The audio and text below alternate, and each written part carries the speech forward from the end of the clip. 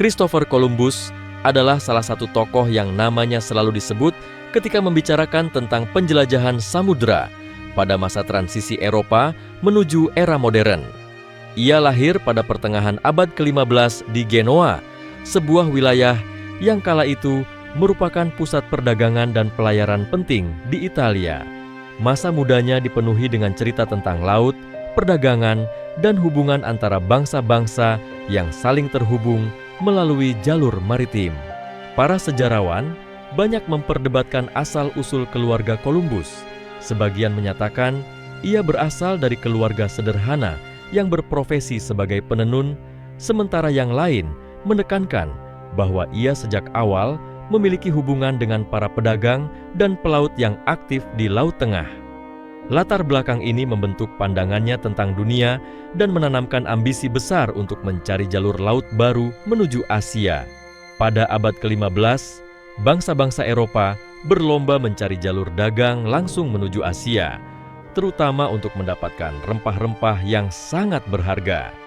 Jalur darat melalui Asia Tengah semakin berbahaya setelah jatuhnya Konstantinopel ke tangan Utsmaniyah pada tahun 1453. Hal ini memutus sebagian besar hubungan perdagangan lama antara Eropa dan Asia, serta mendorong bangsa-bangsa seperti Portugal dan Spanyol mencari rute laut baru.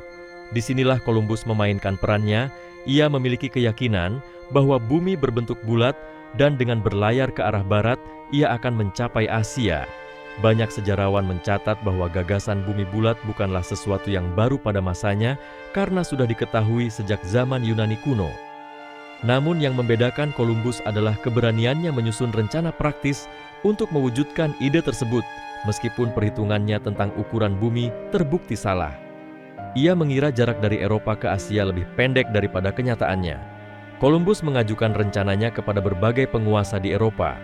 Awalnya ia mendekati kerajaan Portugal karena negara itu terkenal sebagai pelopor eksplorasi laut. Namun, rencananya ditolak karena para ahli di sana menilai perhitungan Columbus terlalu keliru dan penuh risiko. Setelah itu ia mendekati kerajaan Spanyol, tepatnya Raja Ferdinand dari Aragon dan Ratu Isabella dari Kastilia. Pada awalnya mereka juga menolak karena sibuk dengan perang melawan kerajaan Muslim terakhir di Granada. Namun setelah Granada jatuh pada tahun 1492, perhatian mereka beralih pada ekspansi dan perdagangan. Para sejarawan mencatat bahwa dukungan kepada Columbus diberikan bukan hanya karena keyakinan terhadap idenya, tetapi juga karena Spanyol tidak ingin kalah bersaing dengan Portugal, yang saat itu sudah menemukan jalur laut mengelilingi Afrika menuju Asia. Dengan dukungan dari Spanyol, Columbus memulai pelayaran pertamanya pada Agustus 1492 dengan 3 kapal kecil yang dikenal sebagai Nina, Pinta, dan Santa Maria. Perjalanan ini penuh ketegangan karena para awak kapal mulai kehilangan harapan setelah berbulan-bulan tidak melihat daratan.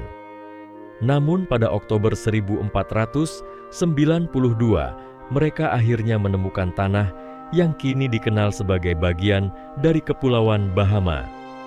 Columbus meyakini bahwa ia telah sampai di Asia, tepatnya di wilayah kepulauan dekat India, sehingga ia menyebut penduduk asli yang ditemuinya sebagai Indian. Sejarawan menekankan bahwa kesalahpahaman ini berlangsung cukup lama, bahkan sampai kemudian dunia menyadari bahwa Columbus sebenarnya menemukan benua baru yang sebelumnya tidak dikenal oleh bangsa Eropa. Setelah keberhasilan pelayaran pertama, Columbus melakukan 3 pelayaran tambahan ke dunia baru. Dalam pelayaran-pelayaran berikutnya, ia menemukan berbagai pulau lain di Karibia, termasuk Hispaniola dan Kuba. Namun pandangannya tentang wilayah itu tetap terbatas. Ia masih percaya bahwa pulau-pulau tersebut merupakan bagian dari Asia, meskipun bukti semakin menunjukkan bahwa ia sebenarnya sedang menjelajahi benua yang berbeda. Para sejarawan mencatat bahwa Columbus bukanlah orang Eropa pertama yang mencapai Amerika. Bangsa Viking di bawah pimpinan Leif Erikson telah sampai di Amerika Utara berabad-abad sebelumnya. Akan tetapi, ekspedisi Columbus berbeda karena memicu kontak berkelanjutan antara Eropa dan Amerika yang kemudian dikenal sebagai permulaan era kolonial. Kehadiran Columbus di dunia baru menimbulkan dampak besar baik bagi penduduk asli maupun bangsa Eropa. Sejarawan menggambarkan momen ini sebagai awal dari apa yang disebut pertukaran Columbus, yaitu proses pertukaran besar-besaran antara dunia lama dan dunia baru. Dari Eropa, datang hewan seperti kuda, sapi, dan babi, serta tanaman seperti gandum dan tebu. Sebaliknya dari Amerika dibawa ke Eropa, tanaman seperti jagung, kentang, tomat, dan kakao yang kemudian mengubah pola makan global. Namun dampak paling dramatis adalah menyebarnya penyakit dari Eropa ke Amerika, seperti cacar dan influenza, yang menewaskan jutaan penduduk asli yang tidak memiliki kekebalan tubuh. Selain dampak biologi dan ekonomi, Columbus juga meninggalkan warisan yang kontroversial dalam hal sosial dan politik. Sejak awal kedatangannya, ia dan para pengikutnya memperlakukan penduduk asli dengan kasar. Catatan sejarawan mengungkap bahwa Columbus menuntut upeti emas dari suku-suku setempat, dan jika mereka tidak mampu memenuhinya, maka mereka dipaksa menjadi budak. Banyak orang pribumi menderita akibat kerja paksa, kekerasan, dan penyakit. Sebagian sejarawan modern memandang Columbus sebagai simbol kolonialisme dan penindasan yang merampas kebebasan serta merusak peradaban pribumi Amerika. Meski demikian, pada masanya Columbus dianggap sebagai pahlawan oleh kerajaan Spanyol. Gelar dan hak istimewa diberikan kepadanya, meskipun kemudian sebagian hak tersebut dicabut karena muncul banyak konflik dengan pejabat kolonial lain. Pada akhir hidupnya, Columbus menghadapi kekecewaan besar. Ia masih bersikeras bahwa tanah yang ia temukan adalah bagian dari Asia dan tidak pernah menyadari sepenuhnya bahwa ia telah menemukan benua baru. Ia meninggal pada tahun 1506 di Valladolid tanpa mengetahui betapa besar peristiwa yang telah ia mulai. Baru kemudian penjelajah lain seperti Amerigo Vespucci yang menyadari bahwa wilayah itu merupakan benua berbeda, sehingga namanya diabadikan menjadi Amerika. Para sejarawan terus memperdebatkan bagaimana Columbus harus dikenang. Sebagian melihatnya sebagai pionir yang membuka jalan bagi globalisasi, pertukaran budaya, dan kemajuan perdagangan dunia. Tanpa keberaniannya berlayar ke arah barat, mungkin Eropa tidak akan segera terhubung dengan Amerika. Namun banyak juga yang menekankan sisi gelap dari ekspedisinya, yaitu penghancuran masyarakat pribumi, perbudakan, dan awal kolonialisme brutal yang berlangsung berabad-abad. Dalam pandangan sejarah modern, Columbus tidak lagi dipuja secara sepihak. Di beberapa tempat bahkan muncul gerakan untuk mengganti peringatan Hari Columbus dengan penghormatan kepada penduduk asli Amerika. Warisan Columbus menunjukkan betapa kompleksnya sejarah. Ia adalah sosok yang berperan besar dalam membuka babak baru hubungan antar benua, tetapi juga memicu penderitaan besar bagi jutaan orang. Melalui penjelasan para sejarawan, kita belajar bahwa sejarah bukan sekadar kisah kepahlawanan, melainkan juga kisah tragedi dan peringatan agar kesalahan masa lalu tidak terulang.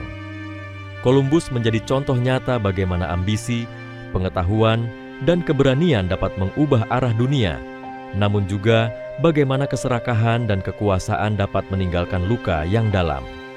Hingga kini, perdebatan mengenai dirinya tetap hidup, menjadikannya salah satu figur paling berpengaruh, sekaligus paling kontroversial dalam sejarah umat manusia.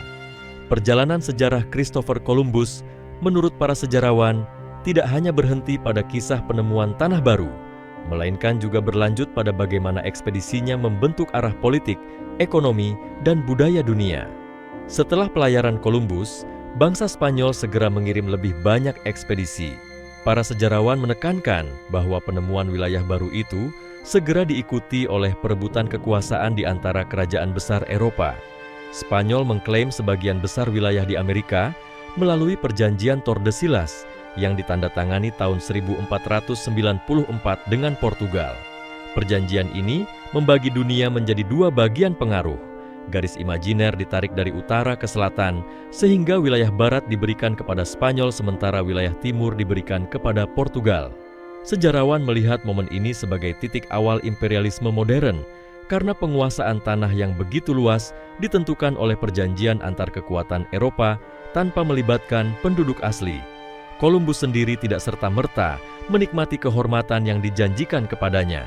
Dalam perjalanannya ia ditunjuk sebagai laksamana dan gubernur di wilayah baru, tetapi berbagai catatan sejarah menunjukkan bahwa kepemimpinannya dipenuhi kontroversi.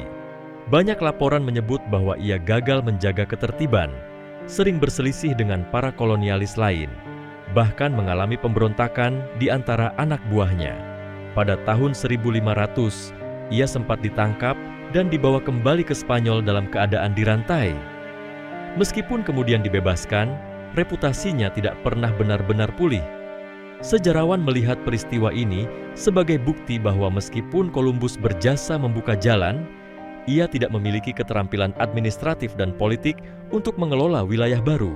Dalam analisis sejarah yang lebih luas, Columbus sering dipandang sebagai simbol awal ekspansi Eropa yang kemudian berkembang menjadi kolonialisme transatlantik. Kedatangannya di Amerika membuka jalan bagi konkuistador Spanyol seperti Hernán Cortés dan Francisco Pizarro yang menaklukkan kerajaan besar Aztec dan Inca. Para sejarawan menilai bahwa ekspedisi Columbus menjadi pemicu gelombang penaklukan dan kolonisasi besar-besaran. Tidak hanya wilayah, tetapi juga sistem sosial politik pribumi dihancurkan dan digantikan dengan sistem kolonial yang berpusat pada kepentingan ekonomi Eropa. Selain itu, Columbus juga dianggap sebagai tokoh yang tanpa sadar memulai perdagangan manusia lintas Atlantik. Awalnya ia sendiri sudah mengirim penduduk asli dari Karibia sebagai budak ke Spanyol.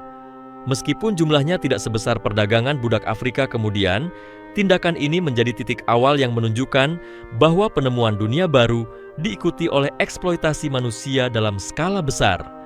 Sejarawan menekankan bahwa tidak lama setelah era Columbus, Spanyol dan kemudian bangsa-bangsa Eropa lain mulai membawa budak dari Afrika untuk bekerja di perkebunan tebu dan tambang emas di Amerika.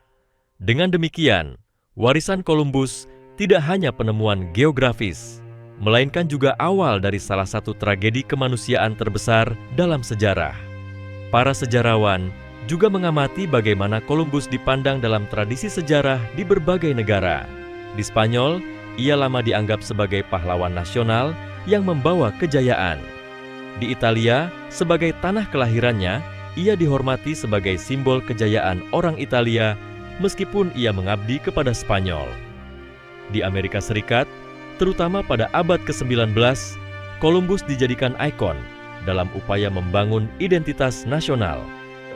Hari peringatan Columbus bahkan dijadikan simbol persatuan bagi imigran Italia di Amerika. Namun pada abad ke-20 dan 21, pandangan itu banyak dipertanyakan. Gerakan masyarakat adat serta sejarawan kritis menyoroti sisi gelap dari ekspedisinya. Mereka menekankan penderitaan dan genosida yang dialami penduduk asli Amerika setelah kontak pertama dengan bangsa Eropa. Karena itu, di banyak wilayah, peringatan Columbus kini diganti dengan hari penghormatan kepada masyarakat pribumi.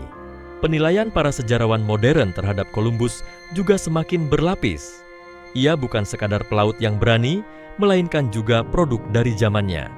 Pada akhir abad pertengahan dan awal zaman Renaissance, ambisi akan kejayaan, kekayaan, dan penyebaran agama Kristen menjadi pendorong utama ekspedisi samudra. Columbus sering menuliskan dalam catatan perjalanannya bahwa salah satu tujuannya adalah menyebarkan iman Kristen ke wilayah baru. Namun sejarawan menekankan bahwa tujuan ekonomi lebih dominan. Emas, rempah, dan kekayaan lain selalu menjadi alasan utama dalam laporan yang ia kirim kepada Raja dan Ratu Spanyol. Dengan demikian, ia mewakili semangat Eropa kala itu yang berusaha menggabungkan agama, perdagangan, dan kekuasaan dalam satu gerakan eksplorasi. Warisan Columbus juga dipelajari dari segi perubahan budaya. Kontak antara Eropa dan Amerika yang ia mulai bukan hanya pertukaran barang, melainkan juga pertukaran ide, teknologi, bahkan gaya hidup. Pertanian dunia berubah drastis setelah tanaman dari Amerika menyebar ke Eropa Asia, dan Afrika. Kentang, jagung, dan singkong menjadi makanan pokok di banyak tempat, sementara kuda dan sapi mengubah kehidupan masyarakat pribumi di Amerika. Para sejarawan menyebut fenomena ini sebagai revolusi ekologi global yang dampaknya masih terasa hingga sekarang. Akhirnya, Columbus menjadi tokoh sejarah yang tidak bisa dilepaskan dari kontradiksi. Di satu sisi, ia adalah pelaut yang berani dan membuka jalur baru yang mengubah dunia. Di sisi lain, ia juga simbol penaklukan, penindasan, dan awal dari tragedi besar bagi masyarakat asli Amerika. Para sejarawan menegaskan bahwa memahami Columbus bukan hanya soal menilai keberhasilannya, melainkan juga mengakui konsekuensi besar dari tindakannya. Ia adalah cermin bagaimana ambisi manusia dapat membawa perubahan luar biasa, tetapi sekaligus menimbulkan luka mendalam yang masih membekas dalam sejarah. Setelah meninggalnya Christopher Columbus, peran dan pengaruhnya tidak serta-merta menghilang. Justru dari titik itu, banyak perkembangan sejarah yang menegaskan betapa besar dampak pelayaran dan penemuan yang ia lakukan. Para sejarawan menggambarkan bahwa temuan Columbus telah membuka jalan bagi era penjelajahan besar-besaran yang dikenal dengan istilah zaman penemuan.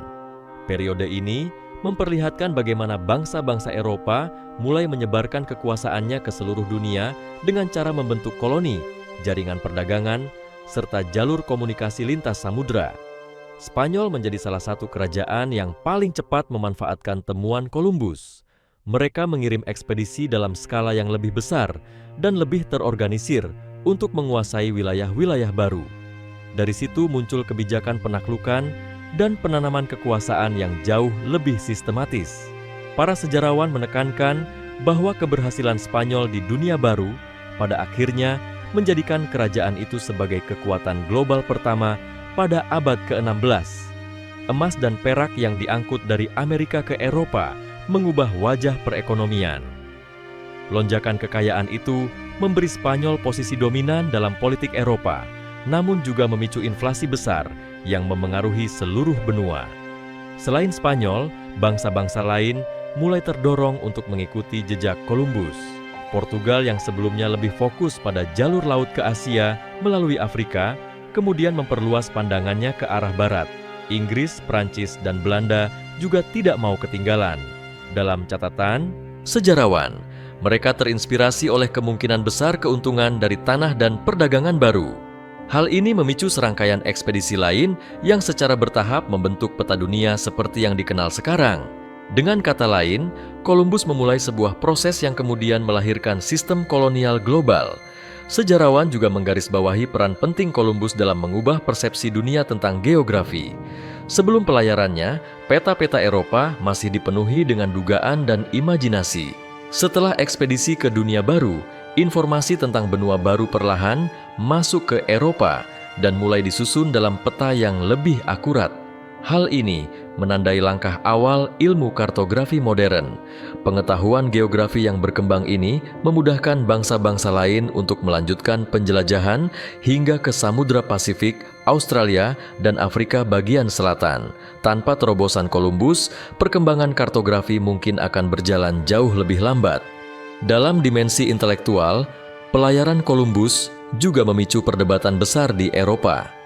Para pemikir dan sarjana mulai mempertanyakan banyak asumsi lama. Penemuan benua baru mengguncang konsep kosmologi yang diwarisi dari Yunani dan Romawi.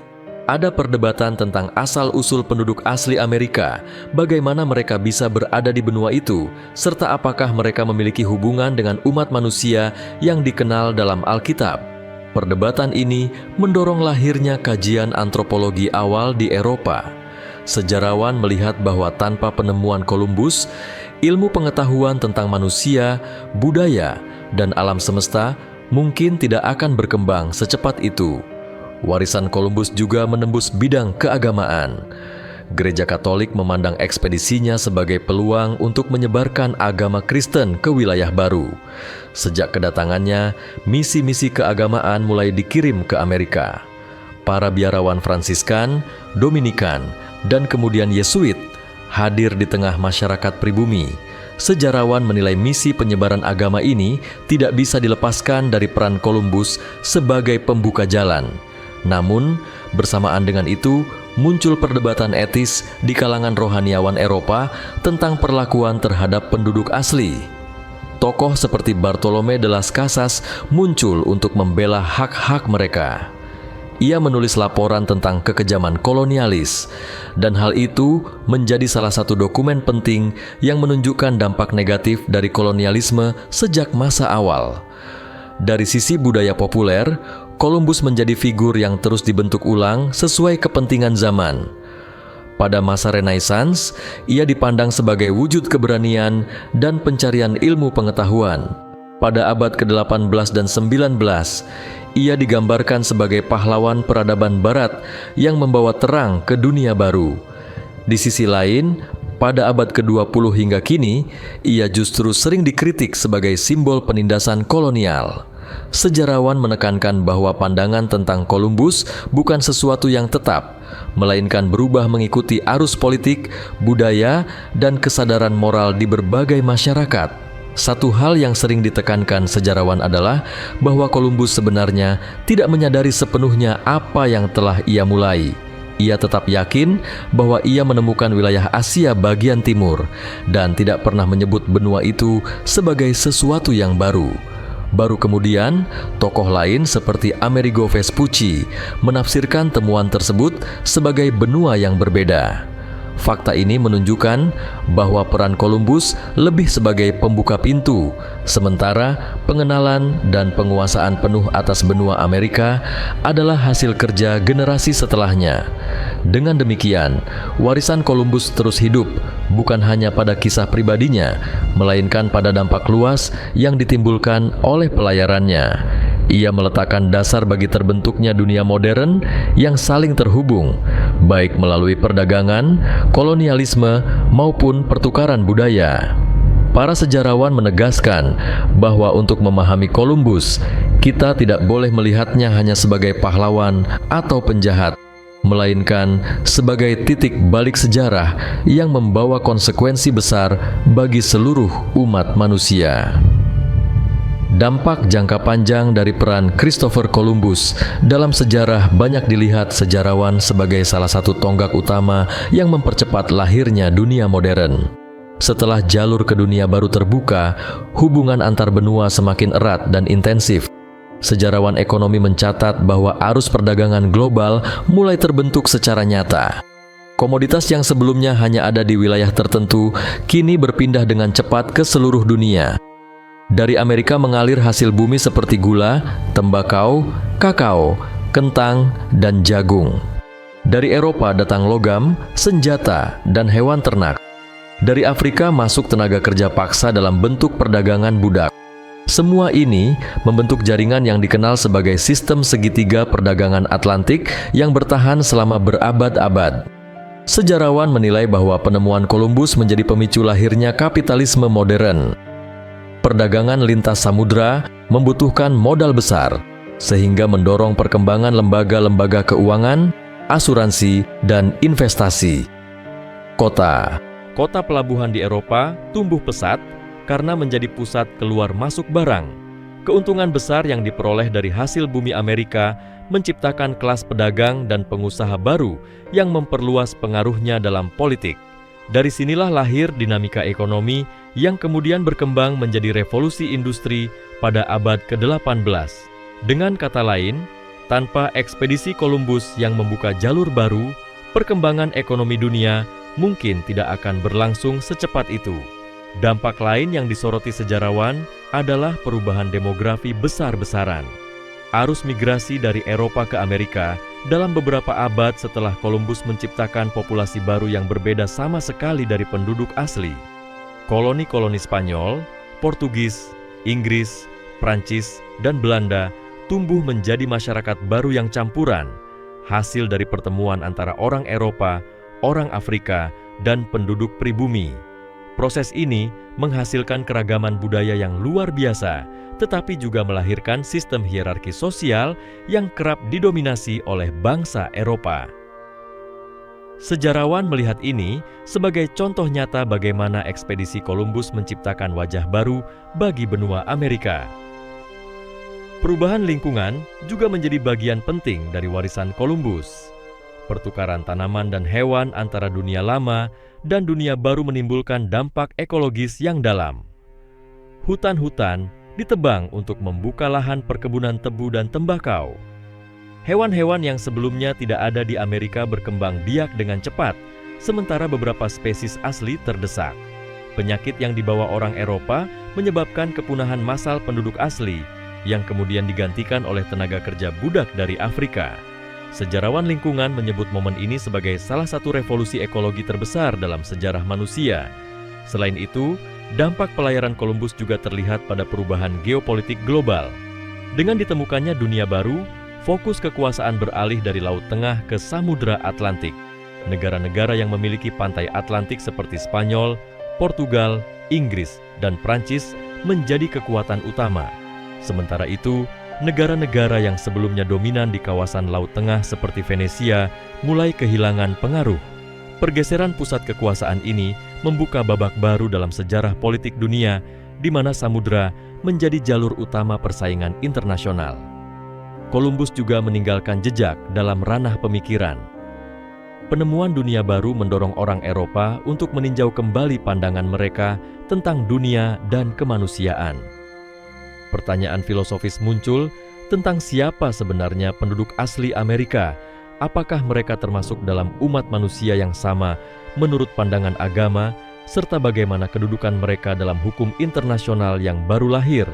Perdebatan ini mendorong munculnya gagasan tentang hak asasi, hukum laut, dan konsep kedaulatan yang pada akhirnya membentuk dasar tatanan internasional.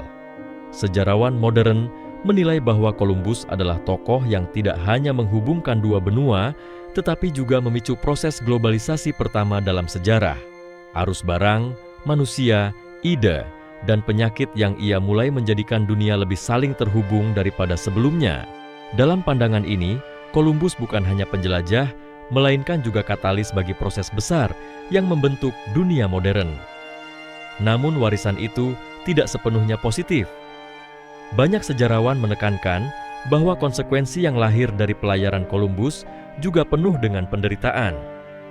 Hilangnya jutaan penduduk asli, hancurnya peradaban besar di Amerika, lahirnya sistem perbudakan transatlantik, serta munculnya kesenjangan antara dunia Eropa dan non-Eropa adalah bagian yang tidak terpisahkan dari sejarah ini.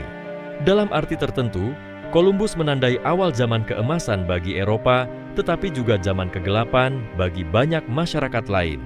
Karena itu, pembahasan tentang Columbus hingga kini tetap menimbulkan perdebatan. Ia dipandang sebagai simbol keberanian dan ambisi, sekaligus sebagai lambang penindasan dan tragedi. Para sejarawan mengingatkan bahwa memahami Columbus bukan sekadar mengagumi pelayarannya, melainkan juga melihat dengan jujur dampak luas yang ditimbulkan. Dengan demikian, sosok Columbus tetap relevan untuk dipelajari karena ia adalah kunci untuk memahami bagaimana dunia yang kita kenal sekarang terbentuk melalui pertemuan yang penuh kontradiksi antara benua-benua. Pandangan tentang Christopher Columbus dalam dunia modern berkembang menjadi isu yang tidak hanya bersifat sejarah, melainkan juga politik dan budaya. Para sejarawan melihat bagaimana sosoknya dijadikan simbol dalam berbagai konteks, bahkan hingga melampaui zamannya. Di Amerika Serikat misalnya, Columbus pernah dijadikan figur sentral dalam pembentukan identitas nasional. Pada abad ke-19 ketika gelombang imigran Italia masuk, tokoh Columbus dipandang sebagai jembatan yang dapat diterima oleh masyarakat Amerika keturunan Eropa yang beragam. Ia dipromosikan sebagai pahlawan yang mewakili keberanian, semangat penjelajahan, dan pembuka jalan menuju dunia baru. Peringatan Hari Columbus yang pertama kali dilakukan di berbagai negara bagian kemudian dilembagakan menjadi hari libur nasional dan di banyak kota didirikan patung-patung untuk menghormatinya. Namun seiring berkembangnya kesadaran akan sejarah kolonialisme dan penderitaan masyarakat pribumi, penilaian terhadap Columbus mulai bergeser.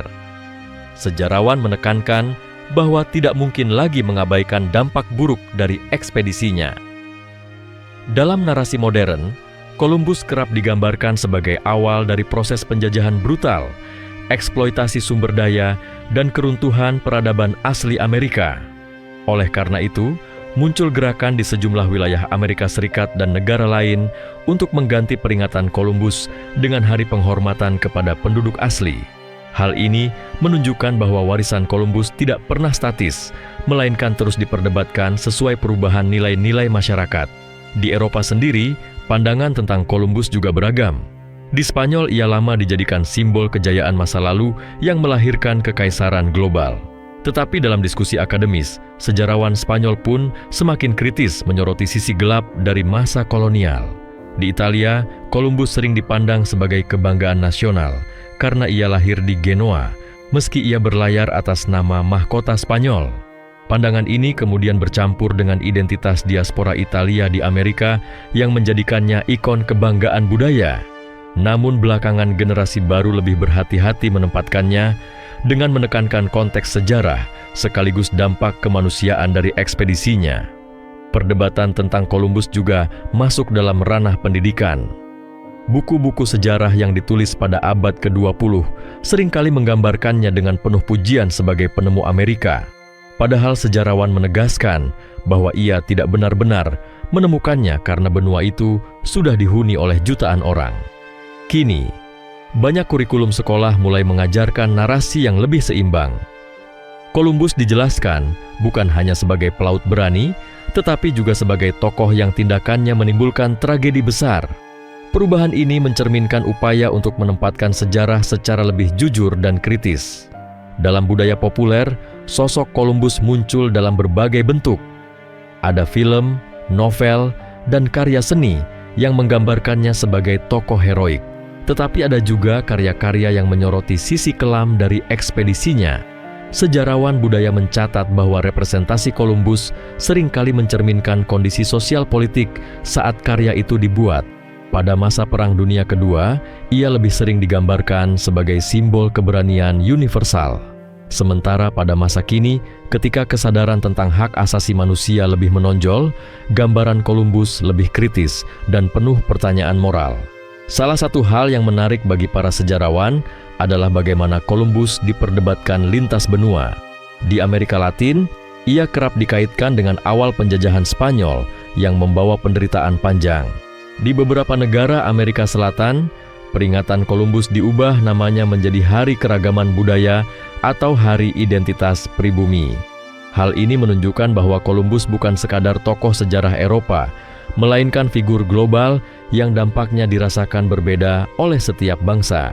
Dengan demikian, Columbus menjadi contoh nyata bagaimana sejarah tidak hanya berbicara tentang masa lalu, tetapi juga tentang bagaimana masa lalu itu dipahami, diperdebatkan, dan digunakan oleh generasi berikutnya. Sejarawan melihatnya sebagai cermin yang merefleksikan nilai-nilai masyarakat di setiap zaman. Ia bisa dipuja sebagai penemu, dikritik sebagai penakluk, atau ditafsirkan ulang sebagai simbol peringatan akan bahaya kolonialisme. Semua ini menunjukkan bahwa warisan Columbus bukan hanya soal perjalanan melintasi samudra, melainkan juga tentang perjalanan panjang dalam kesadaran sejarah manusia.